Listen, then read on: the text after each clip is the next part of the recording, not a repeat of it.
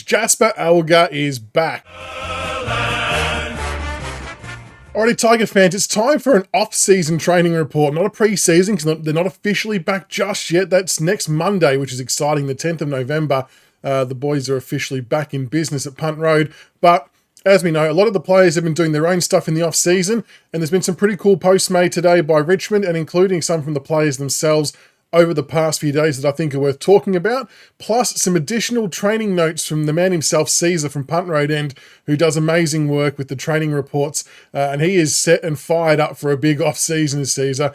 It's been great chatting with him over the last few weeks about all things Richmond. But before we get stuck into it, make sure you hit the like and subscribe button for the Tiger content. We're about to enter pre-season. The draft's happening soon. There's plenty happening. We've hit 4,100 subs, so let's charge on to 4,200. We appreciate all the love and support. But yeah, let's talk off-season training. So the club today, they posted some images of a few players who have been in at the club, which we'll roll through over the top of this. And, I mean, McKelty-Lefau, have you seen bigger quads on a man than McKelty-Lefau? And I know the rugby background is a lot to do with that, but geez, he is an absolute unit. In a lot of ways, I sometimes feel like he's a bit of a forgotten man. Not too much of a forgotten man, but because we've obviously got all these new draftees in who play forward, McKelty came in and played a bit of a role in the seniors and then did his calf, which was really disappointing for him, and really bad timing as well. But I still think there's some AFL football life left for McKelty-Lefau. I don't quite know how it works, where he slots in from the get-go. Like, I think round one might be a bit of a stretch, potentially, but I can see him playing a role at some point. And it may not necessarily be as a forward either. We've got to remember, McKelty has done some ruck work as well. And I know there'll be people screaming at me, don't put guys who have done ACLs in the ruck, and I hear you, and I understand you, and I respect it. But I'm probably more saying it from McKelty's point of view. If he needs to find a point of difference to get him to wedge himself into the team, that might be one of the things he does. He could do some clearance work on a wing. Some people have even suggested, could he play on a wing full time? I don't think we've seen it as such in the VFL. I've seen him play midfield in the VFL. The wing's a spot that's kind of open, so I'm actually not against seeing that happen. Just a big battering ram smashing through people at every contest. But yeah, I'm a little bit disappointed that we never have gotten to see what him and Lynch as a pairing was like for an extended period of time, because I really think it would have worked well. But he's obviously putting in a power of work in the off-season. Then we've got Timmy Taranto putting some plates on, obviously off a career best year, winning the Jack Dyer medal. Good to see the older guys back in around the club as well with some of the younger cubs. Look, there's not much more to be said about Taranto. He will take his spot in the midfield once more like he did last year. We've spoken about the blend of the midfield, and that's going to be a big discussion point for 2026, but there's no dispute that Tim Taranto deserves to be in that midfield spot. His work rate's huge. He's a good leader, and yeah, he's going to set the tone for a lot of these younger players, and I think that's something that he knows and understands. So we're going to see a few more leadership qualities come out in Taranto for many years to come, I reckon. The next one, Josh Smiley, and I think that's Samson Ryan behind him. Great to see Smiley back out on the training track. Yeah, really excited to see what he does in pre-season. Obviously hit the ground running last pre-season, then sort of came to a screeching halt, but hopefully with doing all of the extra conditioning and things like that, he pretty much hadn't stopped the whole time. Like, while the other guys were away on holiday, he was still doing the running work. So hopefully that all pays off for him and we can see a really awesome version of Josh Smiley in 2026. Bit of a fun fact, not a fun fact, but Caesar, who was on looking at training, has mentioned that Smiley was side by side with Fawcett, and Fawcett stands at 197 centimeters, but he doesn't stand over Josh Smiley. Like, there's not much clearance or difference between their heights. So I know Smiley was recently recorded at 196 per a Richmond article in the back half of the last season. Maybe he's crept up closer to 197, which would be just ridiculous and phenomenal to think about all at the same time, having a 196 centimeter midfielder, or 197 centimeter midfielder. But we'll see how that all plays out. Then a group shot, Hugo Rellsmith, Jaden Short, pumping some weights. Good to see them back in. Hugo, we want that hamstring to hold up. We need his run and carry off the wing, maybe off half back. And Shorty, it's going to be interesting to see where we play Jaden Short. Does he go back to halfback? Does he get redeployed somewhere else? Kane McAuliffe, I mean, I don't know if the eyes are deceiving me, but he looks to have trimmed down a bit. I guess he was a huge unit last year, and I don't know if that impacted him at all with his injury throughout the season. I mean, yeah, people more qualified than I would know the answer to that, but he's a guy that we need to play 20-odd games this year. He's got a lot of AFL traits. I think he played really good football when he was playing in the seniors. He was a good point of difference in the midfield. Wore the black boots, just workmanlike, which I loved. He's EJ's man. And I know we've got a lot of talented players to put through the midfield, but this guy has to be part of the rotation. So good to see Kane McAuliffe out there and getting around. Then we had a group shot, Harry Armstrong, Jonty Fall, and Kane McAuliffe going through their strides. I'm really excited to see Jonty Fall and Harry Armstrong in their first full AFL preseason, just to be able to see, I guess, their physical and aerobic development in one off season. I think it's going to be huge, and it's going to benefit both their games really good. So we obviously know that Harry Armstrong sat quite a bit of time out with his injury, but he was pumping a lot of iron and upper body work in the meantime. And that was very noticeable throughout that period of time, and when he came back to play VFL, that he was larger across the chest and arms.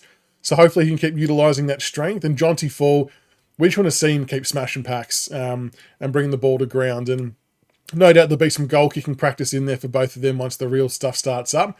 But I'm very excited to see what they bring to the table for 2026. And the forgotten man, the tap, Liam Fawcett.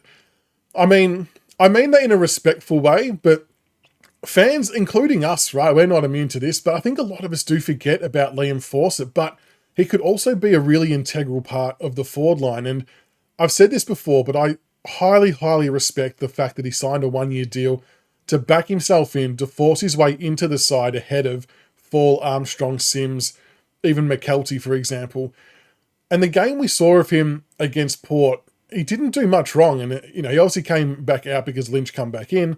But I really like what this kid has to offer. I do like the shoes as well, the flames down the bottom. They're pretty cool. Just got sidetracked there. But I think he can have a big year. And it's going to take a lot for him to bash down the door. There's no doubt about it. In the preseason games, I actually wouldn't be against him getting a really, really big opportunity. Like we saw a lot of Fall and Armstrong last year, so we know what we're going to get with them. I'd love to see Fawcett get some extended minutes, albeit in the preseason games, but as one of the main men, because I think timeline-wise, he's a year or two ahead of him, a bit more physically developed, and I want to see what he's got. He's got 1 year on the contract. It's essentially make or break in a lot of ways, so let's see what Fawcett can do, but I'm really excited with what the forward line could look like when you've got Fawcett, Sims, Armstrong, Fall. Like, they're young, they're tall, they're hungry. They're not afraid to smash into packs. It's an exciting time. What that blend looks like, though, is, $1 million question. I'm glad there's people higher up than I to have to make that decision. The other player that posted some stuff recently on his own profile on Instagram was Josh Gibcus. And it was super exciting to see Gibcus out there doing some running. He was doing some work with Christian Petrarca and a couple of others with a strength and conditioning or a fitness coach. And I think I speak collectively for all Richmond supporters when I say that our hearts were in our mouth watching him go through those agility poles and his changing of direction, but moved really nicely, got through it really well. He was running and moving with a lot of confidence. That's the perception I got anyway. I'm not sure how all of you felt.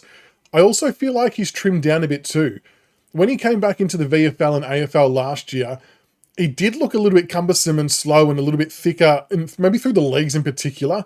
And I just don't feel like he had his speed right last year. That he was kind of not in balance, but he was moving really nicely in the video that he posted. I'm really excited for Josh Gibcus. I mean, he's going to be such an important player.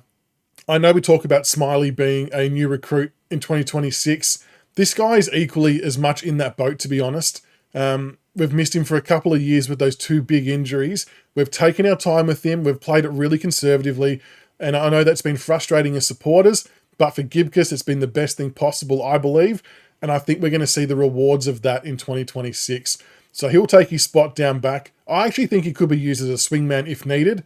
Having said that, we do have quite a bit of tall timber up forward that it's maybe not required. But really good to see Gibcus out there doing his thing. I was super excited for that one. To finish it off, though, this was some really great news from Caesar from Punt Road. And like I said, he was at the training session on Friday.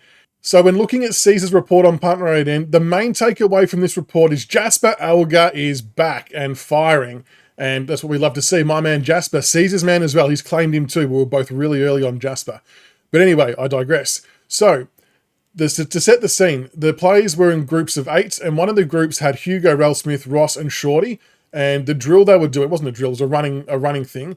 They were doing repeat 1 lap, like they were doing laps, but 1 lap at a really good speed and then 1 lap at a slow jog recovery. So the first lap is a really high intensity one, then a recovery jog lap. 8 laps fast in all. And when you hear that of that group, when you've got Hugo, Ross, Shorty, you would imagine, based on history, that Hugo and Ross would lead the way in that kind of run. What the great thing was is that Jasper Alger was finishing out in front every single time, or shoulder to shoulder with Hugo Ralsmith.